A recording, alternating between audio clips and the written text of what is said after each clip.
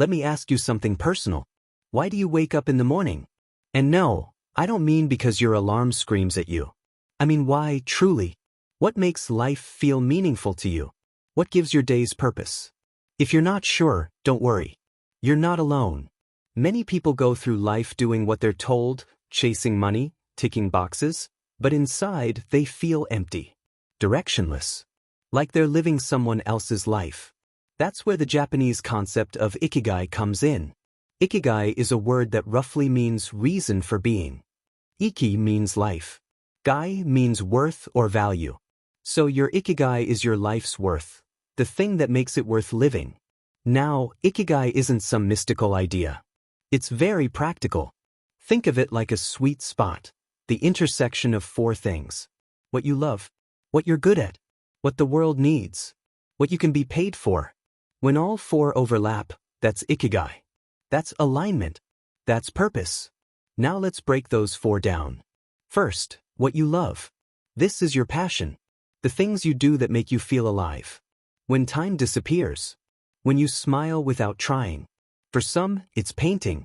For others, it's teaching. Or solving problems. Or creating beauty. What's yours? Second, what you're good at. These are your skills. Your natural talents and trained abilities. What comes easily to you, but is hard for others. And here's a tip: don't be humble. A lot of people underestimate their gifts because they've had them so long, they forget they're special. Third, what the world needs. This is about service. Contribution. It's asking, how can I make things better around me? Sometimes what the world needs isn't huge. It might be a good conversation, a small solution, a voice of encouragement. It all counts. And finally, what you can be paid for. Let's be real. Passion is amazing, but we live in a world of bills. Finding your Ikigai means finding a path that's sustainable, that allows you to give to the world while also supporting yourself. When these four things align, you don't just exist. You live. And here's the secret. Ikigai isn't a destination. It's not something you suddenly find. It's something you build. Bit by bit. Choice by choice. Action by action. Let's pause for a quick English breakdown of some expressions we just used. Ticking boxes, doing tasks just to complete them without real engagement. Sweet spot, the perfect middle point between different elements. Bit by bit, slowly, gradually. These are all very natural expressions you'll hear in fluent, confident English. Now, let me ask you, have you ever thought about your own Ikigai? Not as a fantasy, but as a blueprint? If not, don't worry, we're just getting started. So now that you know the four elements of Ikigai, what you love, what you're good at, what the world needs, and what you can be paid for, let's go deeper. Much deeper. Because identifying those four things sounds easy on paper, but in real life, it's messy, confusing, emotional. Let's start with the first one again. What you love. Most people don't actually know what they love anymore. Because from a young age, we're trained to prioritize what's practical. We're told, that's a nice hobby, but you can't make money from it. Art won't pay the bills. Music is not a real job. You're wasting your time on that. And so slowly, we stop exploring. We stop playing. We stop dreaming. We bury our passions under productivity. So now when someone asks, what do you love? We freeze. We look around, unsure of what to say, because we've lost touch with that part of ourselves. But here's the good news, your passions are not gone.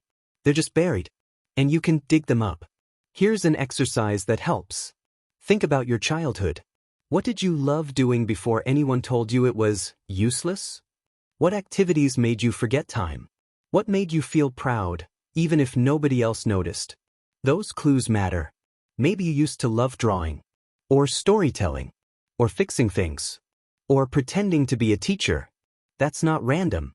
That's the whisper of your authentic self. Now let's move on to the second circle. What you're good at. This one is tricky too. We tend to downplay our strengths, especially when they come naturally. If something is easy for us, we assume it's easy for everyone. But that's not true. For example, maybe you're great at explaining complicated ideas in a simple way. That's a rare gift. Or maybe you're the person who always knows how to calm people down. That's a talent too. Or maybe you're naturally organized, or creative, or analytical. The key is to notice what others ask you for help with. Because when people keep coming to you for the same thing, that's a sign of your strength. Now let's connect these two. Imagine doing something you love, and also being good at it. That's powerful. That's the feeling of flow.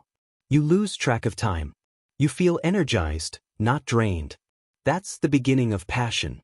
But it's not enough. Which brings us to the third circle. What the world needs. This is where Ikigai becomes bigger than you. Because if you love something and you're good at it, but nobody else needs it, it becomes a hobby. Nothing wrong with that, but it's not your purpose. Your Ikigai is relational. It lives in the space between you and the world. So you have to ask, where do my talents meet someone's pain? Where does my curiosity solve someone's problem? Where does my joy become someone else's blessing? Let's say you love cooking. You're good at it, but your community has no healthy food options. Now you have a mission: provide nutritious meals that taste amazing. Or maybe you love teaching. You're great with kids, and your city lacks affordable tutors. There's your Ikigai, becoming the bridge between knowledge and opportunity. The world doesn't need more celebrities. It needs more people who are alive in their purpose. Now finally, what you can be paid for. This is the piece most people either obsess over or ignore completely.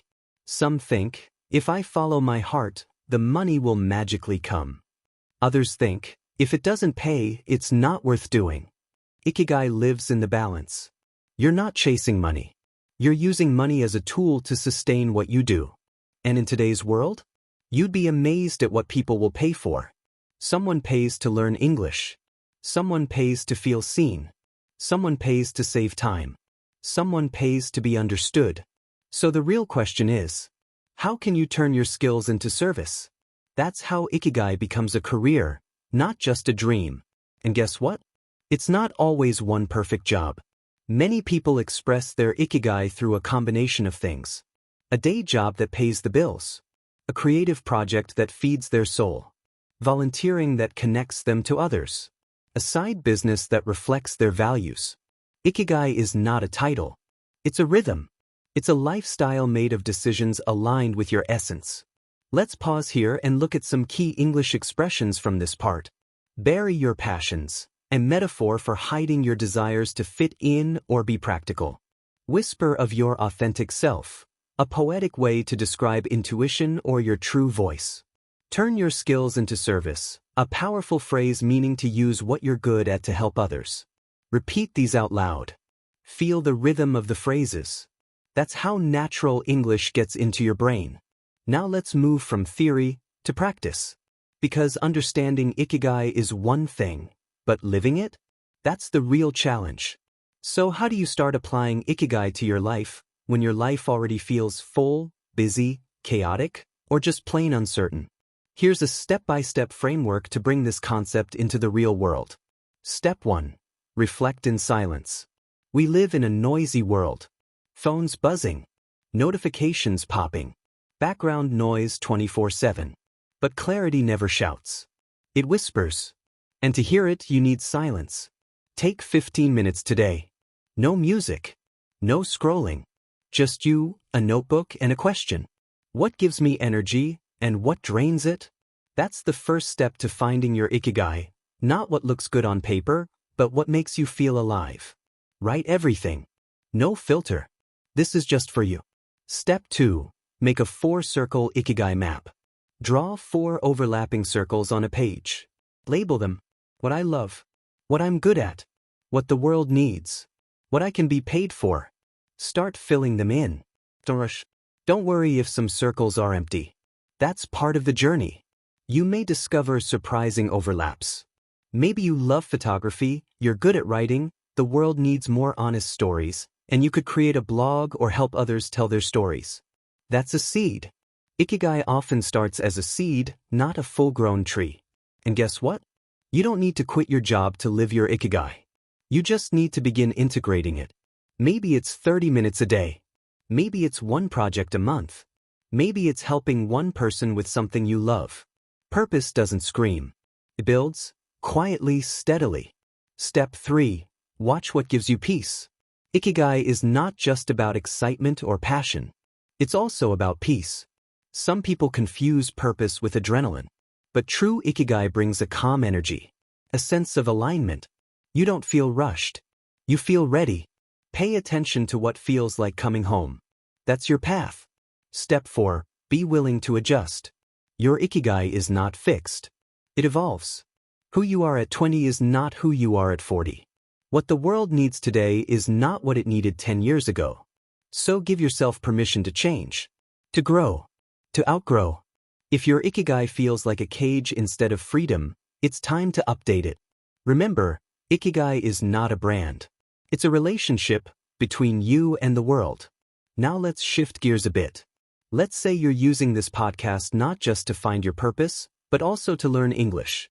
You might be wondering, how does Ikigai help me with English? Simple. If English becomes part of your Ikigai, you stop learning out of obligation and start learning out of desire. Maybe you want to connect with more people. Tell your story to a bigger audience. Learn from global thinkers. Start a business. Inspire others. Whatever your Ikigai is, English can expand it, amplify it, unlock it. Suddenly, English is no longer a school subject. It's a tool for mission, for impact, for living your truth at scale. That's a completely different mindset. Now, a few useful English expressions from this section. Seed, not a full-grown tree. A metaphor for something that starts small but grows over time. Coming home, a feeling of comfort, rightness, or being where you belong. Shift gears, a way to say change direction in a conversation or action. Repeat these phrases aloud.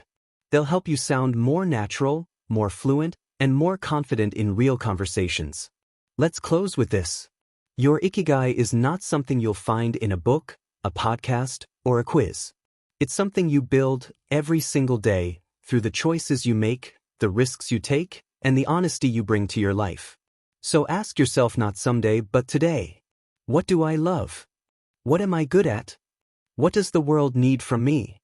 And how can I turn that into something sustainable? That's not a test. It's a compass.